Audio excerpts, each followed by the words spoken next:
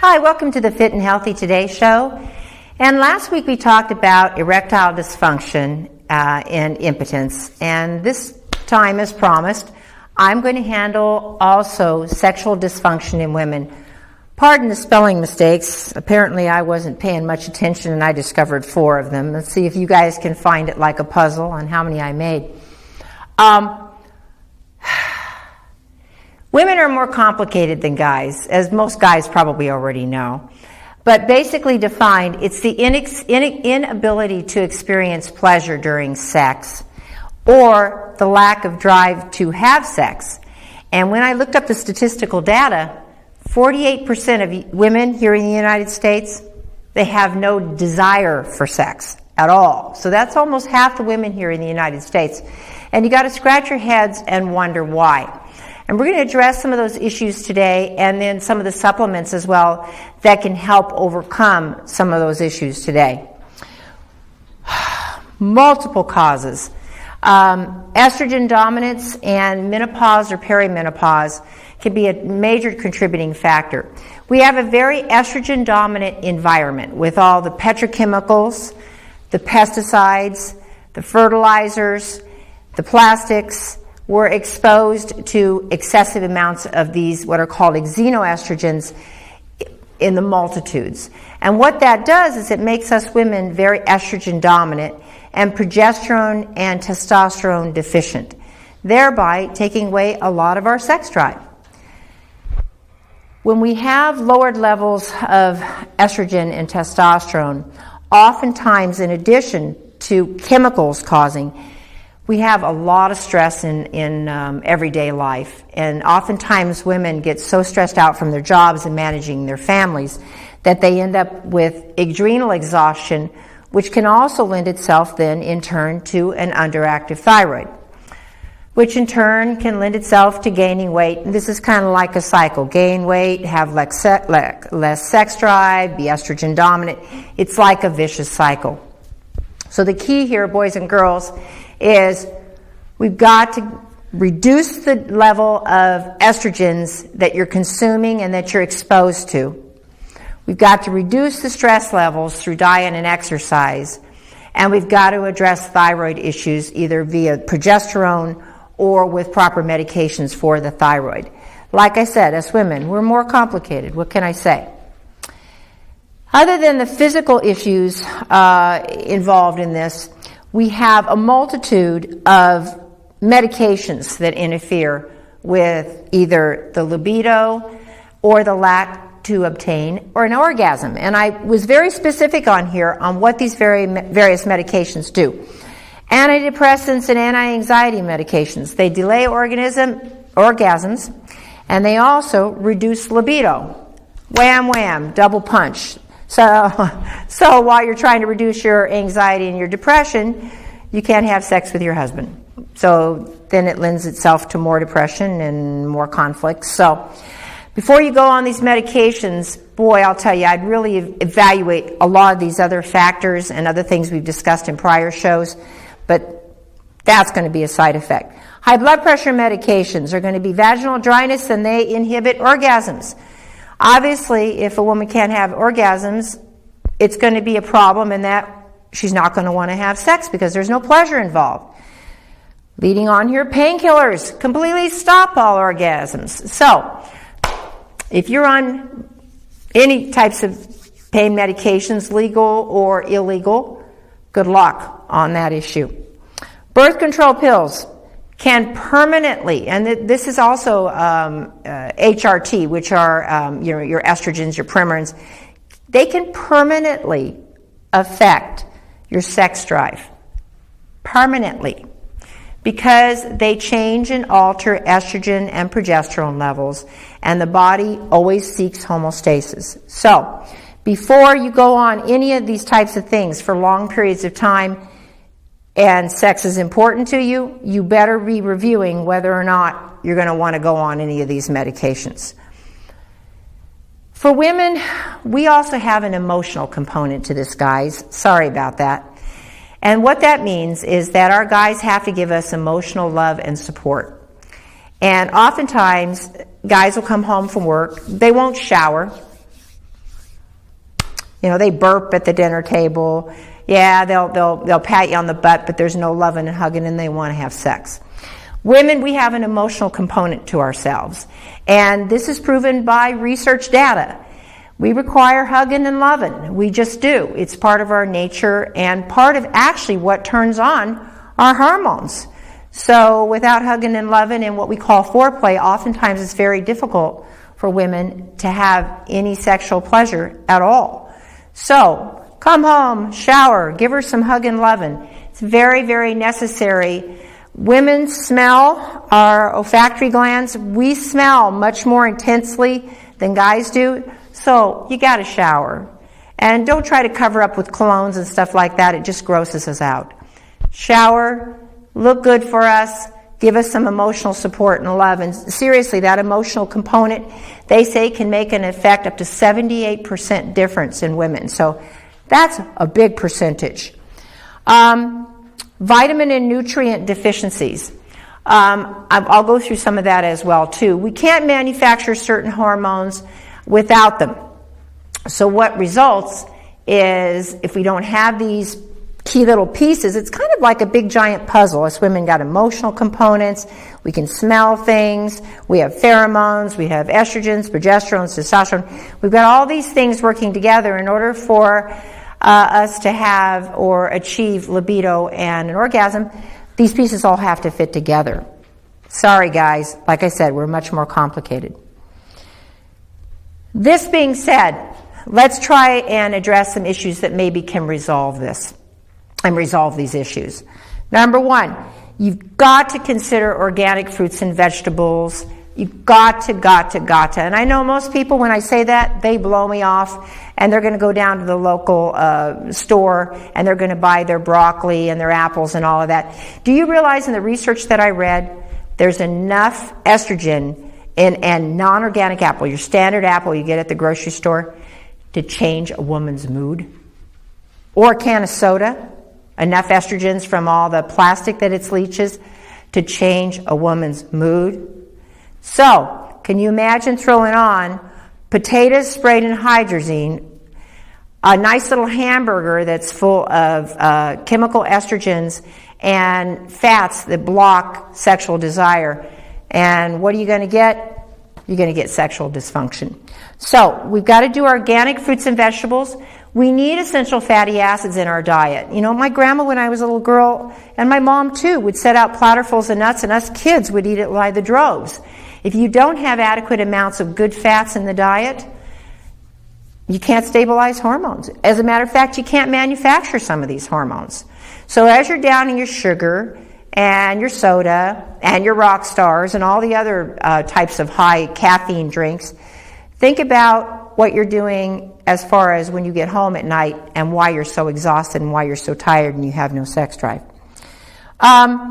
Eating lean organic meats and eggs only. Now, our meats are full of growth hormones, pesticides, insecticides, herbicides, just name it. So you think you're eating meat and you're not getting any of the pesticides. Hey, I'm not eating fruit and vegetables. No. You're getting those chemicals again, and they are very hormone disruptive. Now, we're not just talking about sexual dysfunction here. We're also talking about cancers, breast cancers that have been shown to rise in women that don't eat grass-fed organic beef. All of that arises. You want to avoid all trans fats. Oh my gosh, you got to look for them. It's the shortenings. And soda, good luck. Soda, like I said, it has enough estrogen in a can of soda to change a woman's mood. So therefore, you got to avoid those types of foods. Please contemplate eating organics and organic meats, wholesome fruits and vegetables.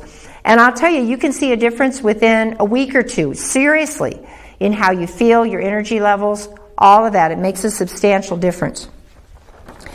Now, I didn't put this component in here because I figured it was a given, but exercise is vital to increase circulation, to raise endorphins, to help you feel better, to give you vitality and energy. If you're going to be a slug sitting there eating French fries and hamburgers and then come in to me and ask me why you have no libido or able to get an orgasm, There's your answer right there. It's your lifestyle. The lifestyle changes have to change. And when we consider that 50% of women have no sex drive, that's not talking about the other 30% who minimal, then we're in deep caca if we don't change things.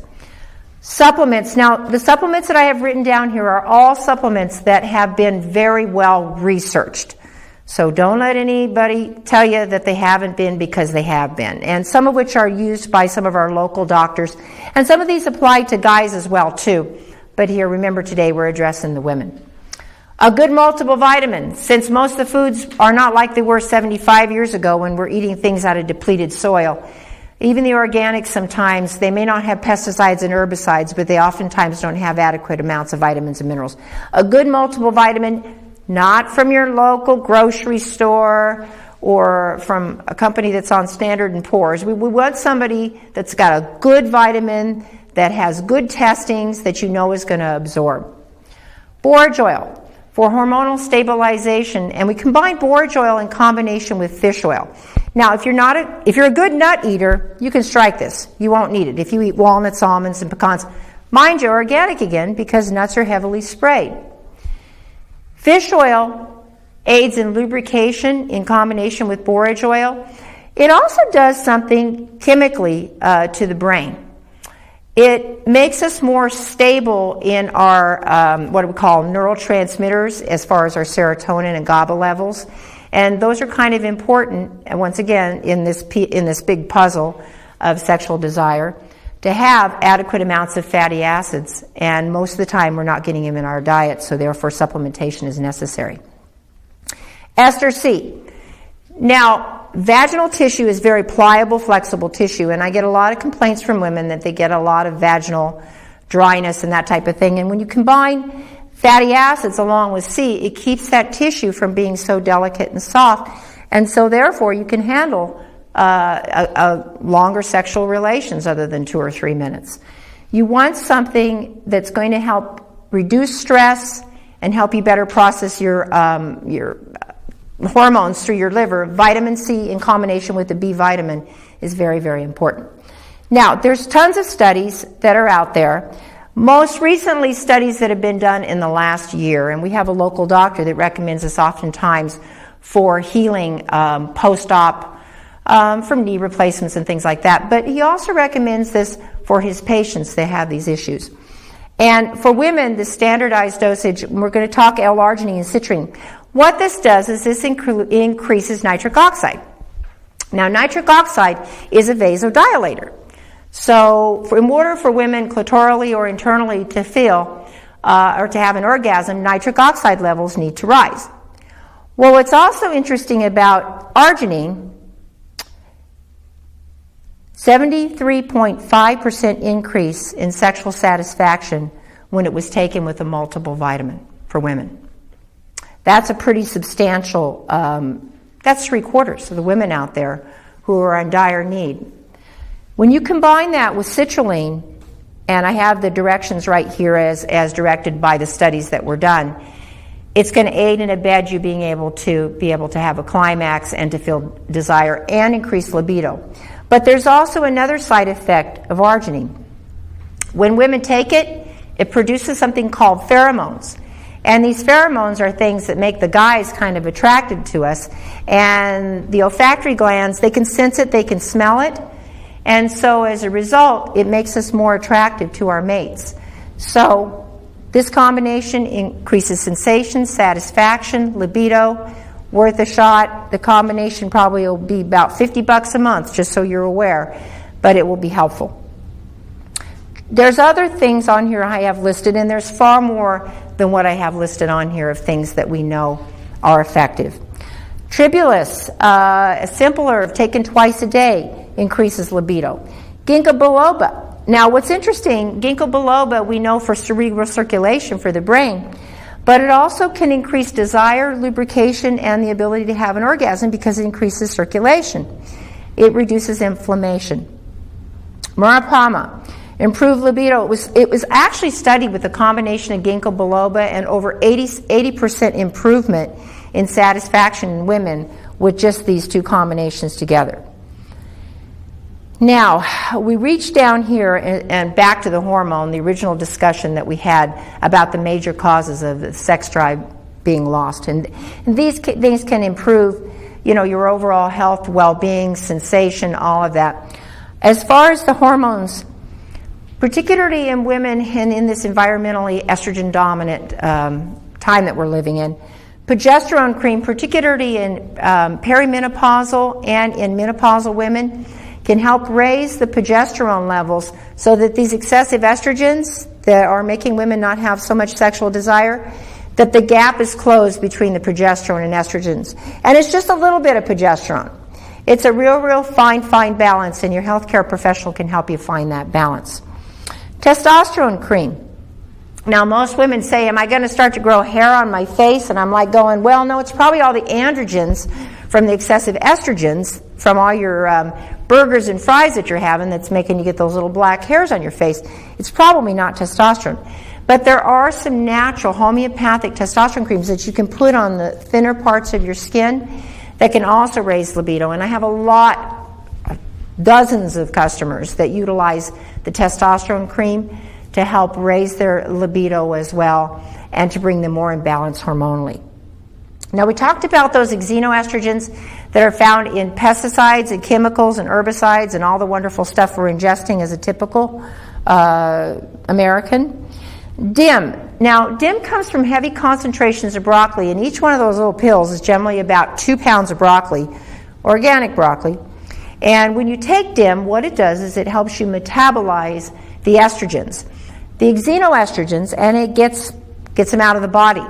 And if we combine them with a high enough fiber diet, or there's also a fiber called apopectin that will bind to the xenoestrogens and remove them out of the body, then we can get those estrogens gone, get the testosterone and the progesterone levels raised, get circulation going and nutrients, and we can have a normal sex life with pleasure with our husbands.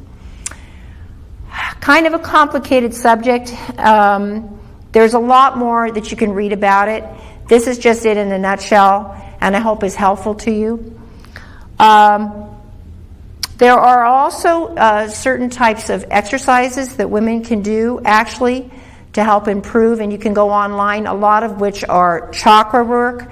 There are some homeopathics that I didn't mention here as well that can help bring the body more back in balance, and something called Bach flower essence remedies that emotionally can make a woman a little bit more stable to where she's not so anxious and upset all the time. I want to conclude this. I know a lot of people aren't big fans of Dr. Laura, but I heard something from Dr. Laura about a year ago, and I thought this was really interesting. She had a caller that called in, and the caller was complaining that, she just didn't have the desire to have sex, and she was too tired at night, and la-da-da-da-da. Well, Dr. Laura asked her whether or not her husband was pleasing her. And she said, well, yeah, he tries, he does a good job. And she said, well, I'm confused. She said, you work all day, you work hard, you take care of your kids and all this stuff, and in the evening, you want to miss your reward? And so by changing how the woman looked at seeing sex at night as being her reward of being with her husband and that companionship, it can change the way women look at that as well, too. So, anyway, I hope that helps. Next, we're going to be moving on to the research portion of our show. Thank you very much.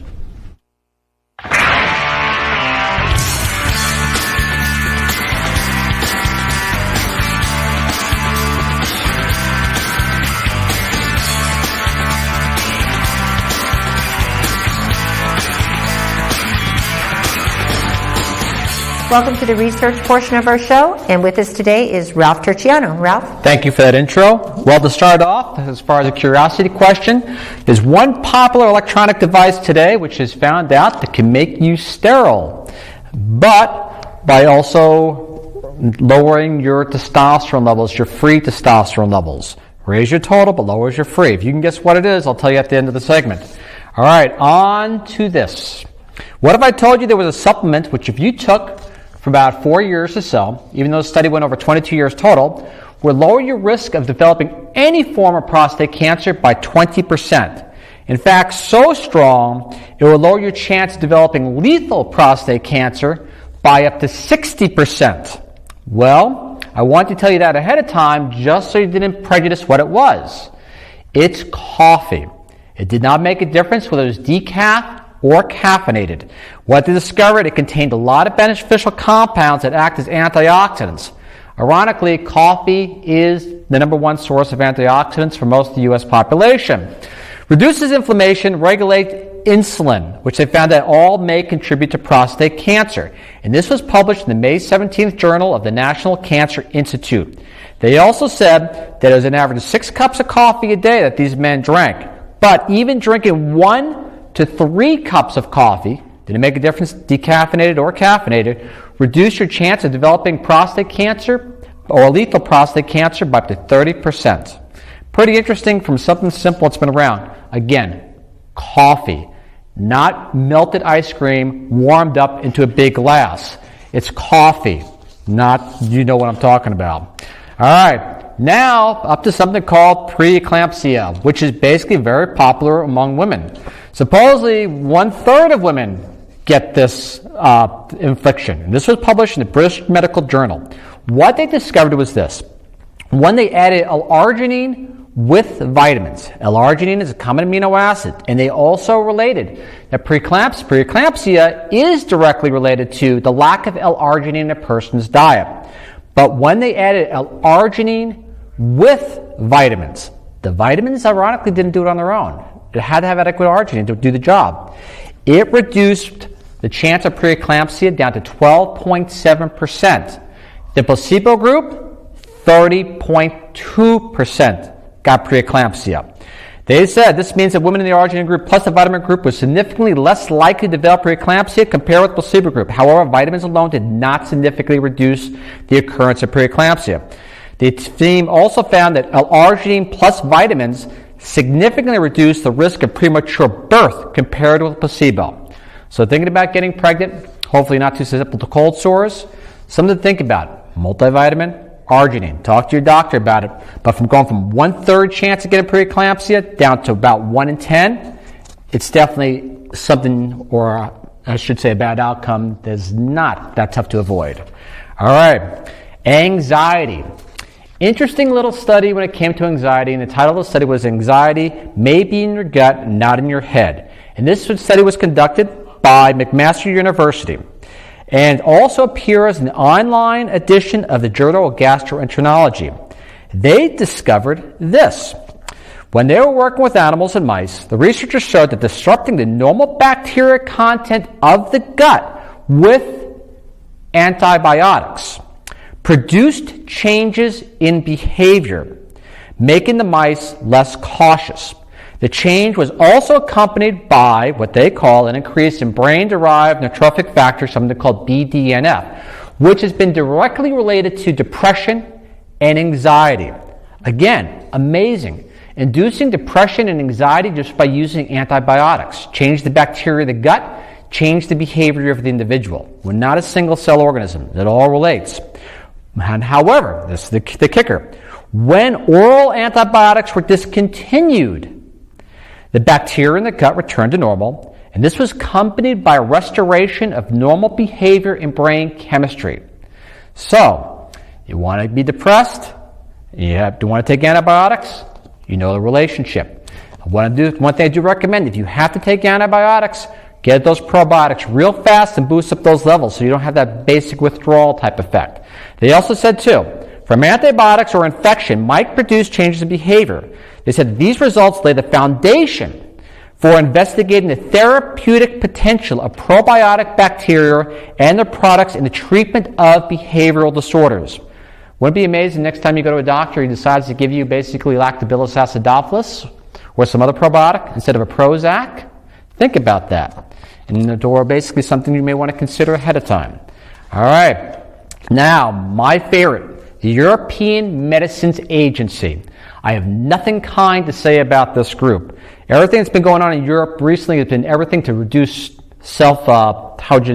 personal sovereignty, self-determination, or basically limit freedoms of the population and what they can and cannot do on their own without any good reasons. And you want to hear how good those reasons are? Not. Published in the British Medical Journal, drug-related regulators are protecting profits over patients, warn researchers. As they said, quote, and I want to read most of the quotes, medicines regulators are protecting drug companies' profits rather than the lives and welfare of patients by withholding unpublished trial data, argue the researchers.